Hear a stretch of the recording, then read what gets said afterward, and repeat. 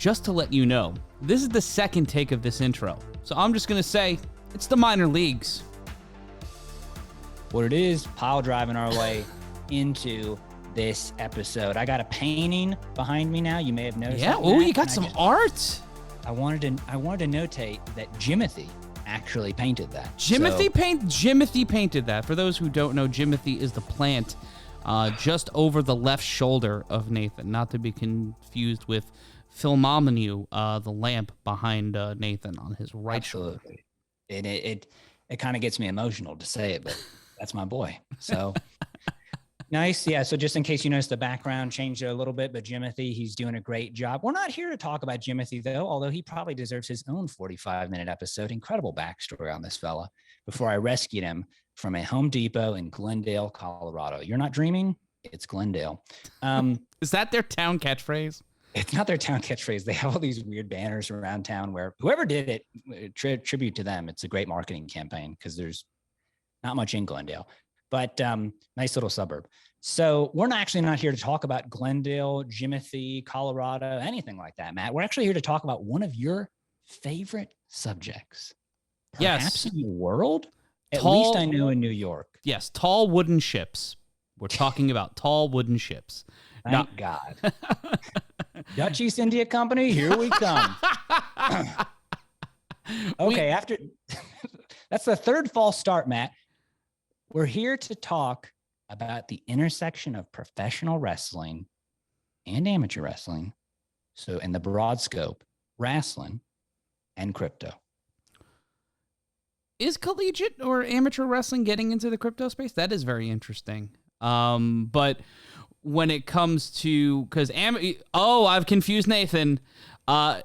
See, what you mean by amateur wrestling is what we call independent wrestling, which is, you know what? I mean all of them, Matt, because as soon as you said that, I thought colleges. Well, guess what, people? Our last episode was on colleges and NFTs, name, image, likeness. Go watch that episode, okay? I'm sure there's at least one college wrestler getting into crypto or NFTs in some way.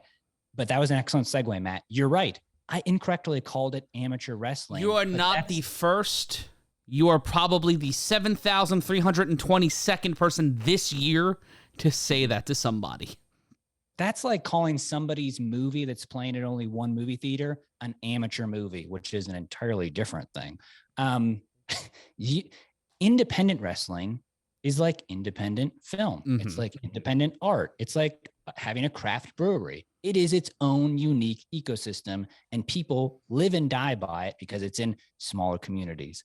Professional wrestling is what we think of as WWE, things like that. Yes. But Matt, tell us a little bit more about this favorite thing of yours. You're in independent wrestling. You actually have your own wrestling company. We've talked about this before on the BitMart Brain Trust. Episode number 6, it's called Grappling the Market for the passionate fans.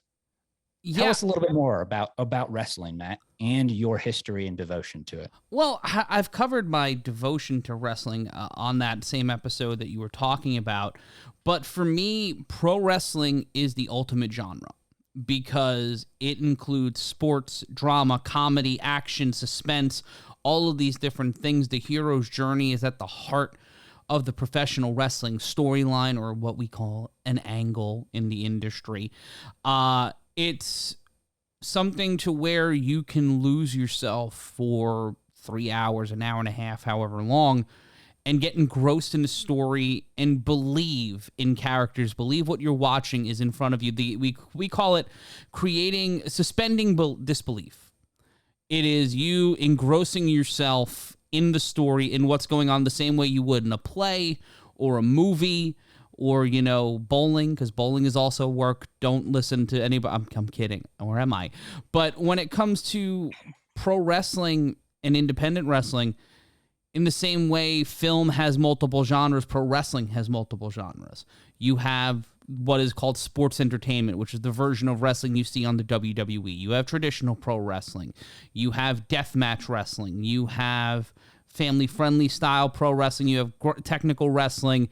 You have no ring wrestling. You have so many different things within the space to create, even in Japanese wrestling, Mexican wrestling, European wrestling, there's different styles across the landscape that have been developed over the last nearly 200 years since the late 19th century to what we have today. And, you know, products like mine and Catalyst Wrestling or different independent scenes look to find their own audience and build basically their own version of what you would call a hodler in crypto. People who believe, who buy in, who have a stake in what's being presented and what's being marketed.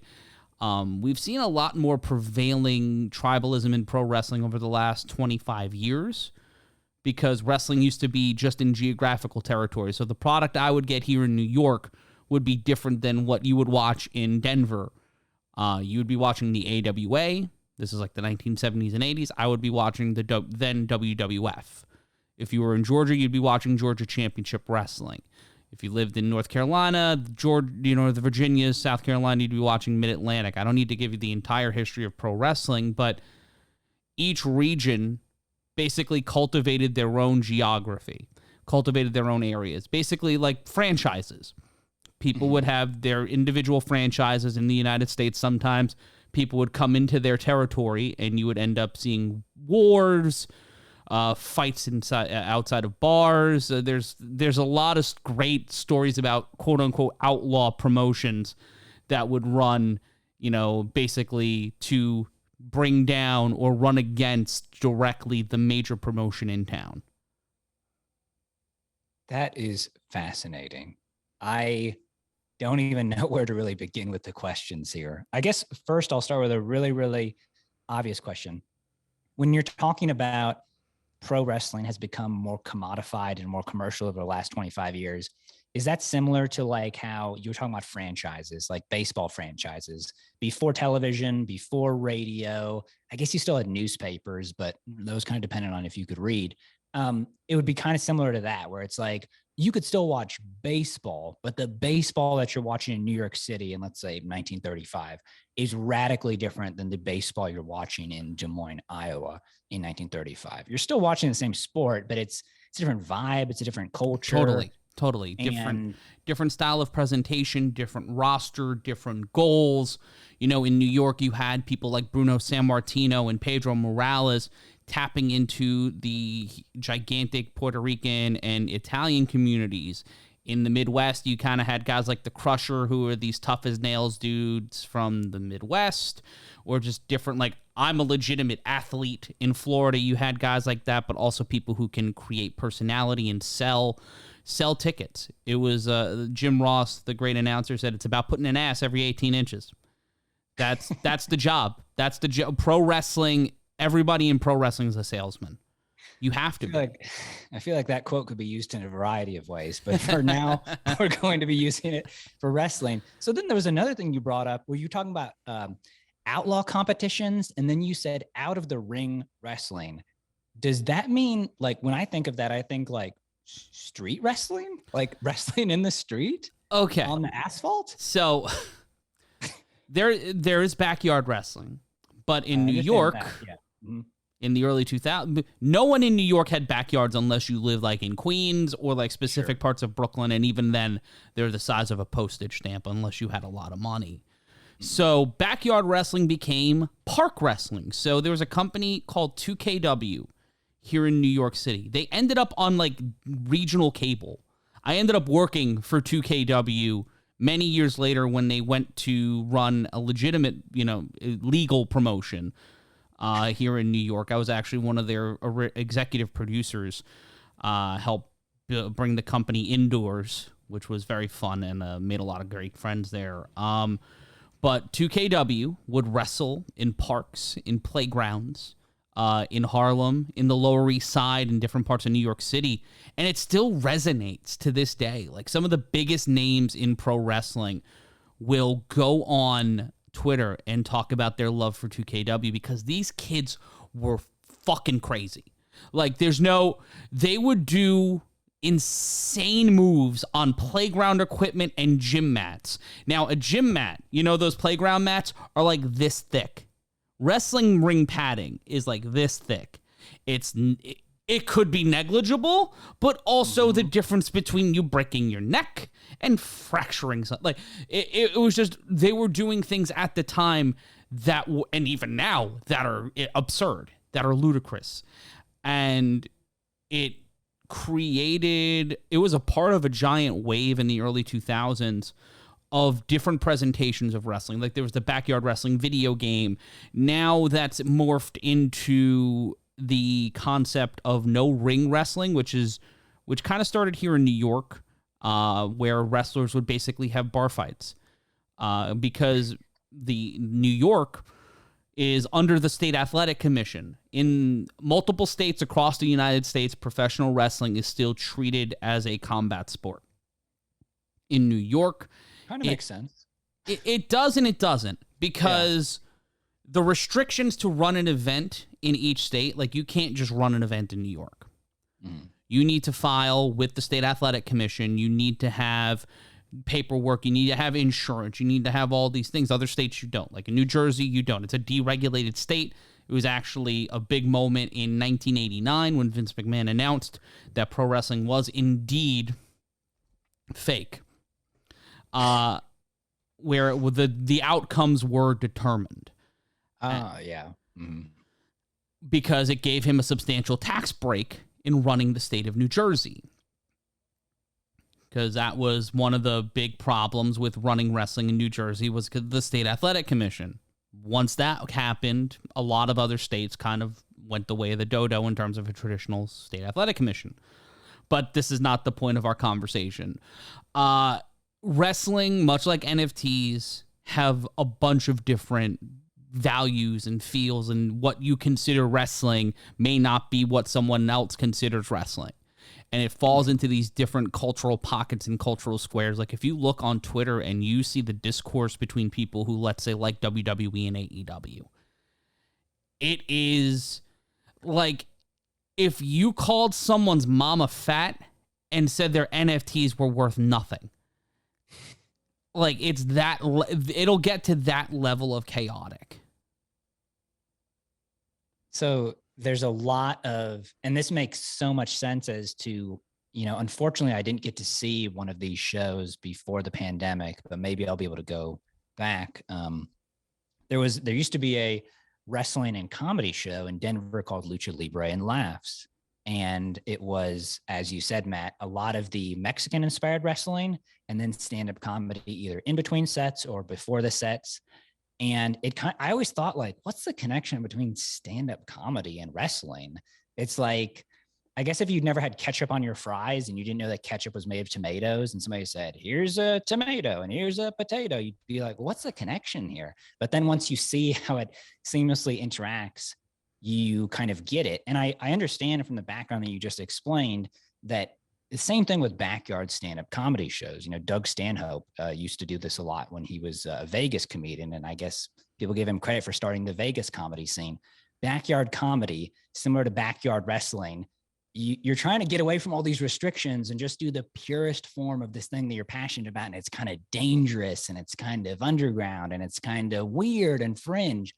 So it kind of makes sense that eventually both of these things would intersect with crypto, especially the crypto that's truly unregulated, such like, Bitcoin, but also with sort of more startup crypto projects and startup NFT projects. And I think I remember you saying one time, Matt, maybe this was in the number 6 episode, that pro wrestling was, it's one of the markets that was kind of early to adopt new forms of technology for this reason. I think that you talked about how like they were some of the first to incorporate putting stuff up on VHS and pay-per-view. And so it would make sense that they'd want to adopt crypto and NFTs. Could you maybe speak a little bit more about pro wrestling and technology intersecting as early adopters? Yeah, you can go back to the advent of television in the 1940s and 50s, where pro wrestling was one of the first sports and first real live programs to air on television locally and nationally. On the Dumont Network, it would be from Chicago, the Marigold Theater, if I'm remembering my education correctly, where they would have weekly live pro wrestling, and then you would have different parts of New York City had its own show, and there would be the original Capitol Wrestling in Washington. And as it got into the 1960s, it started going into the advent of what we now know as the territories, where there would be different booking offices operating different cities in different states across the United States. So each company was either under the NWA's auspices, which was the governing body, or they were the larger independent companies like the WWF, operated by Vince McMahon Sr., and the AWA, operated by Vern Gagne. And Vern Gagne controlled the Midwest. He also ran Vegas and later Vegas and Colorado as two of his major markets, and also like Winnipeg and that part of Canada. And the NWA would have different promoters throughout the country, and they created their own regional television show. And they would basically act as an advertisement for that week's live events. And each city would get their own version of the show. And this was the first true syndication came from pro wrestling. Honestly, the modern iteration of what we know as pro wrestling television, or what grew into pro wrestling television, started in Australia, when Jim Barnett created the initial World Championship Wrestling, the original WCW, in that part of the world. And it was like the highest rated program in Australia over a period of time. Sold out Festival Hall numerous times, was a big thing in the 1960s and 70s in Australia. And that he brought that to Georgia, and WTBS was one of the first stations to go on the satellite and had Georgia Championship Wrestling, and they would be the first big show on cable because TBS would be available across the globe, across the nation. And that started the globalization of wrestling, where Georgia Championship Wrestling would run in Michigan or Ohio, towns that had territories, but they had completely fallen by the wayside.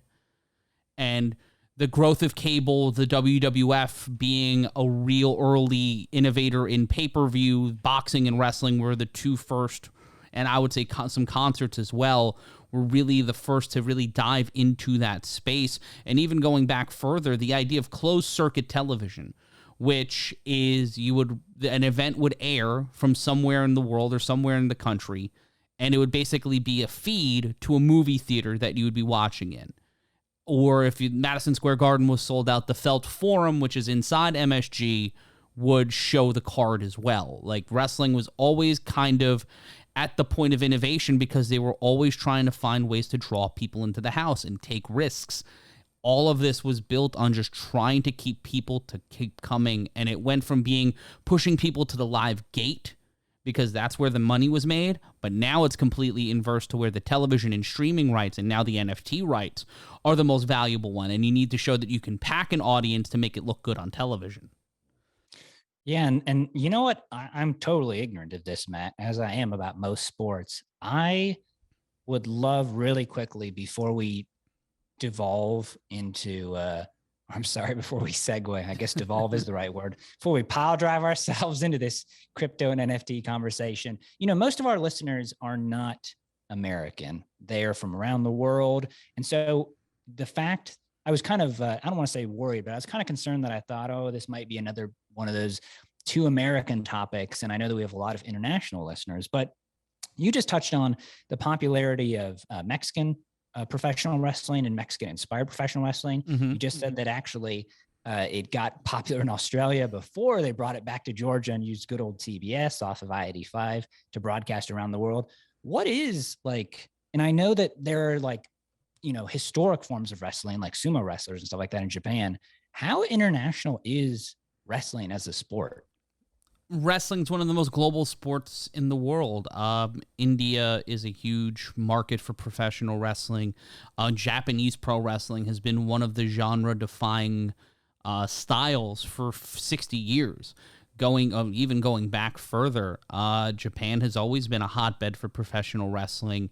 MMA kind of took over, but Japanese pro wrestling is still I know a lot of people who have either wrestled in Japan or their goal is to wrestle in Japan because of the importance it holds in the industry. Mexico is a huge country built on lucha libre, whether it be AAA, CMLL, Crash, or the independent lucha promotions. I actually got to produce a show in Mexico, which was a real thrill to do it in Tijuana.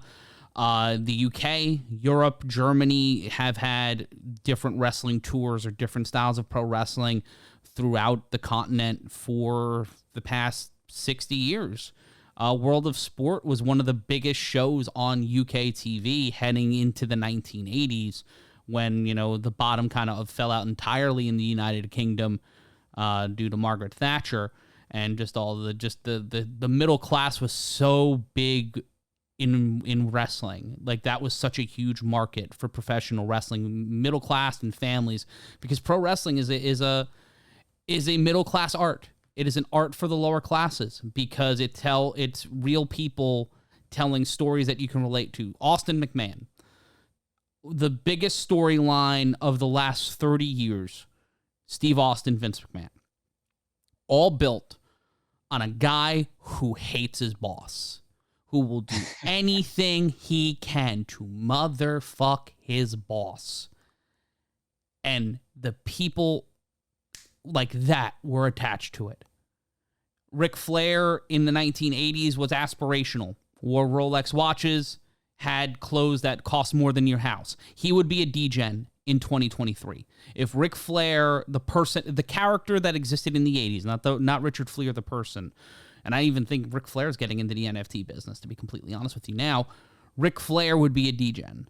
Ric Flair would be a hodler. He would be talking about how much Ethereum he's got, and that he'll be in room 716 at the Marriott tonight, just knock and ask for Nate. That pro wrestling is global in a litany of ways because it speaks to different parts of us. That makes sense, Matt. Sorry for the long pause there. You know what it reminds me of? When you describe it that way, it immediately makes sense. And it reminds me of country western music. And I'm talking about like the real kind of old school country western music and outlaw country western music, like Willie Nelson, Johnny Cash, even going back to the 50s with what's his name? Super famous guy. Gosh, I'm blanking. Garth Brooks? Good old Garth.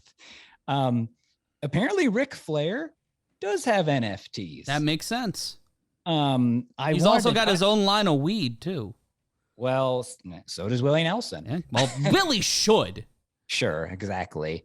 Mike Tyson as well. But that's besides the point here. Those are all people that you thought about it. Ric Flair.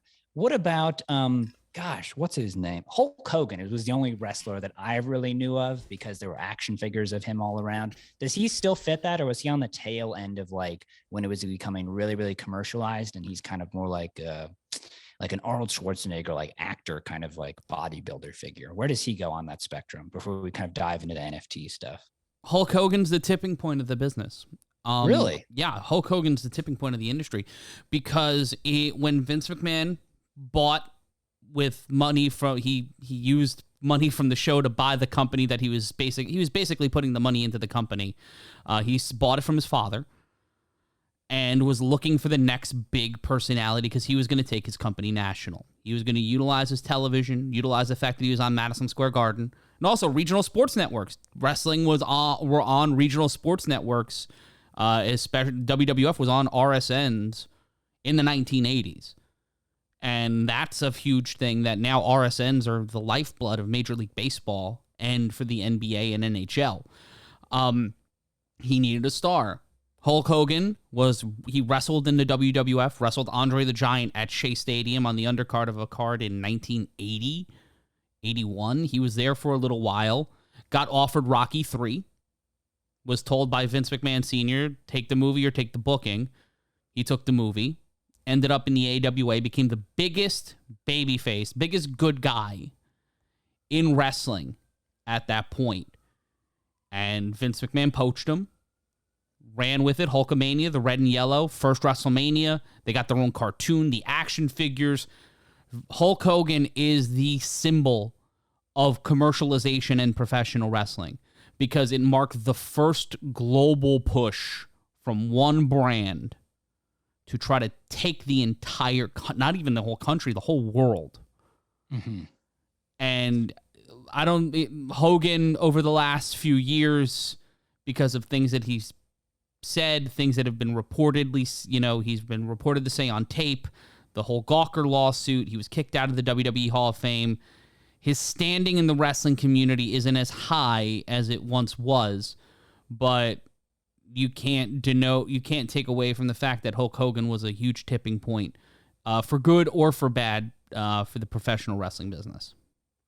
Interesting. So it seems like he would want to be getting into, he probably, just like any kind of, I guess we can call him a polarizing figure, just like any other polarizing figure, he still has a rabid fan base. And so you would think that you'd want to release NFTs around that, just as the modern version of collectibles. All that I ever remember, my only lore about wrestling history, is that I knew that Hulk Hogan and George Foreman were both offered the grill that would later become the George Foreman grill. But Hulk Hogan passed on the grill and went with the blender, I believe.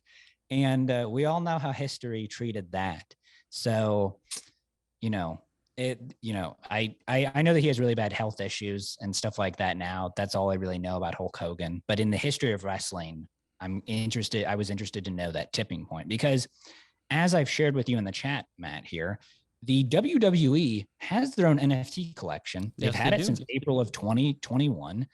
It doesn't have a crazy volume. It's a volume of about 24 ETH at the moment, but depending on when those were bought, that's either $24,000 or it could be triple that. And they've got stuff from The Undertaker here, John Cena, famous names that even I would recognize. And so I also sent you a thing in the chat that said that Ric Flair was collaborating with the Rumblin' Rooster Fight Club NFT community to do his own NFTs. I'm not familiar with the Rumblin' Rooster Fight Club I NFTs. think we covered that on the NFN. We covered that on the NFN, and Ric Flair officiated a slap fight on a Triller card about a year and a half ago. So that it's 2022, baby. That's all I can say. That, like, at this point, I'm just blaming it all on the fact that we're in 2022. But it makes sense, right? Like, just NFTs for wrestlers, they already had collectibles. Like, wrestlers were known for having a big thing, even as a non-fan and not in it. I always knew that my cousins had wrestling action figures. Mm-hmm. That was always the biggest thing, which makes total sense. Little boys like to play with action figures, especially if the action figures are known to be real life people that want to fight. So it's the total collaboration there. Wrestlers don't have jerseys, but do they? I mean, they have other stuff with their name on them. Oh yeah, T-shirts are a big business. Belts too, like the championship, the fake championship belts. So you would think if someone carried a championship belt around that they would be happy to have someone challenge them for it, but that seems to not be the case. Especially on the streets of Brooklyn. What is wrong with people? I wanted to kind of end this here, Matt, with talking about a project that I also didn't know about, and I don't think it's listed on BitMart. I believe that it's still around. I was looking at it and I wanted to ask you about some of the people that were sponsored by it, and it's called Crypto Wrestling Inu Coin. That's the project. And it is a crypto. It says bringing together wrestling and crypto more than just a meme. Now, the reason why it's Inu is, in case people don't know their crypto history here, there was a coin called Shiba Inu that was supposed to be the Dogecoin killer that had a very rapid community. The Shiba Inu is a breed of dog. I believe it's Japanese. It's very popular in memes. What it has to do with wrestling, I'm not sure, because I don't know if there's a connection between dogs and wrestling, but they had all this stuff going on with the project, from a VIP pay-per-view system to NFT lockers where people could create NFTs and put them in a secure vault to kind of sell to their fans. They've given $20,000 in donations. They had 18 wrestlers sponsored, over 500 holders, another 5K in charity donations. And when you look through some of the people that are sponsored as wrestlers here from Crypto Wrestling Inu, Matt, do you recognize some of them? What is this like in your world of wrestling? Had you heard of this? Does this mean anything at all? I have not personally heard of the project, which is surprising because I work in the non-fungible space and I'm a pro wrestling promoter. But I know a lot of the talent that's on there. Some of them are featured nationally. Some of them are former WWE talent. Some of them are rising or long-standing independent wrestlers. Good for them. Any way for professional wrestlers to earn a living, any way. And also, if it's a coin that has a strong community and has a strong roadmap, then more power to them. And it looks like they sponsor wrestlers, which is a great thing. That is an interesting thing where, a lot of people can be down on altcoins, but the whole thing is this: an altcoin has value and has a use case as long as you have people that are using it and has some form of liquidity or value to them. In the same way that NFTs are collectibles, a LeBron James jersey is only valuable to me because I know that I could sell it on the secondary market. If you gave it to me, of course I'd say thank you. I say thank you. And anybody gives me a gift, it's the thought that counts, but I just don't really care. It's not for me. But if you give anybody a gift within a community where they like that, it will have value and it will have some sort of use case. And that's why I'm kind of excited to end on this, Matt, because your wrestling company, which is Catalyst Wrestling, for people that don't know, you're trying to start on something similar with NFTs. I don't believe it's crypto, it's just NFTs. And if you want to talk about that, the floor is yours. Yeah, so we're not announcing it yet, but we are currently in the process of developing a season ticket model or a funding model through a new company called Entertainment. We've signed on with them to provide viewings in the metaverse. We talked about viewings in the metaverse with MMA a couple of months ago, one of our earliest episodes of NFT 101. And I think we did a brain trust on it as well. But we are looking to provide our fans and provide people who love NFTs awesome looking content, awesome looking visuals, and give them access to all of our episodes. We've produced by the time 2023 will hit, we've produced 300 episodes of television. All of them half hours. We've produced multiple live events a year, where our next one is November 6th. In Brooklyn. If you're a fan and you want to come say hi and have a beer with me, you can head on over and find us on Catalyst Wrestle on Twitter and Instagram, or go to catalystwrestling.com. But we're looking to provide ways for fans to create a community, provide some cool art, and also raise money through this brand new service called Entertainment. A person who has been doing a lot of corporate fundraising the last couple of years, especially in the art and film space, Genevieve Fairs, has launched the company, and we're one of the first test cases. We're one of the first to have an opportunity to build our product and to build our brand in the metaverse alongside all the content we do weekly on television and our upcoming VOD platform. Fascinating, Matt, because I believe, once again, in episode 6, Grappling the Market, where we talked about NFTs, I put out that exact use case for NFT ticketing. And you see people like Mark Cuban doing it. Apparently, it's very, very big in the sports world. Lots of big sports owners, they say they want NFTs as tickets because, one, it involves the secondary market where the original ticket holders don't mind if it gets scalped because we have the royalty fees. We were just talking about that on a recent Brain Trust episode. 2, it allows you to customize the tickets, do weird things like ticket raffles. So, you only put in a low amount, but you could get courtside seats or you could get nosebleed seats. But meanwhile, they're still season tickets. So like you're still in it to win it for the long term. It's just a fascinating innovation to me. So 1, I very much hope that it works out for you. And 2, I'm a Colby Carino fan for life, I guess, mostly because that's the only episode that I've watched. I know that Catalyst is on Tubi, and I believe it's also on Pluto as well. But let's say somebody listened to this and they're like, oh my gosh, they're like, I didn't know Matt had a wrestling company this entire time, even though you should have, because you should have listened to episode 6. Where would they find all of those episodes? Pay for them or free? Or both? Well, we're on YouTube, but we're bringing our entire archive to not only to our friends over at Entertainment, where you'll be able to watch Catalyst Wrestling on demand, but that'll be this December. If you're not looking to be an NFT guy, if you're still crypto curious and you want to get a streaming platform, we are launching streamcatalyst.wrestling.com, where for $10 a month or $120 a year, you'll have access to every single episode. You'll have access to every single live event, uncensored in full. And you get matches from Colby Carino, Darius Carter, some of the new names we've brought in like Jack Evans, Kid Bandit, Alex Shelley. We also have back catalogs with Nyla Rose and MJF and Anthony Bowens from AEW. A litany of other stars and some great talent. Joe Gacy from NXT has done some work with us. It's $10 a month.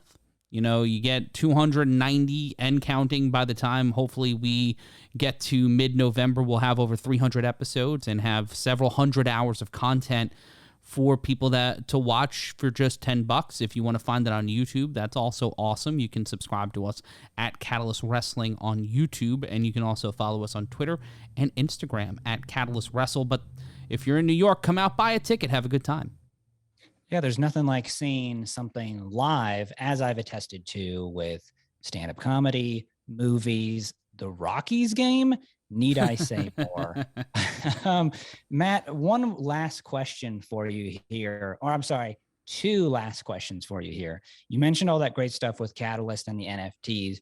Will people, this will be the game changer, will people be able to pay that $10 subscription in crypto? Have you asked about that? I do believe it's possible. We're still working out. I know we're able to pay with credit and debit cards for the NFTs. We're still working out all that stuff, and once everything goes live, we can talk about it a little bit more, and hopefully we can have Genevieve on the show to talk about entertainment. I'd love to have a wrestler on the show. That would be much less intimidating for me than having a wrestler next to me in a room.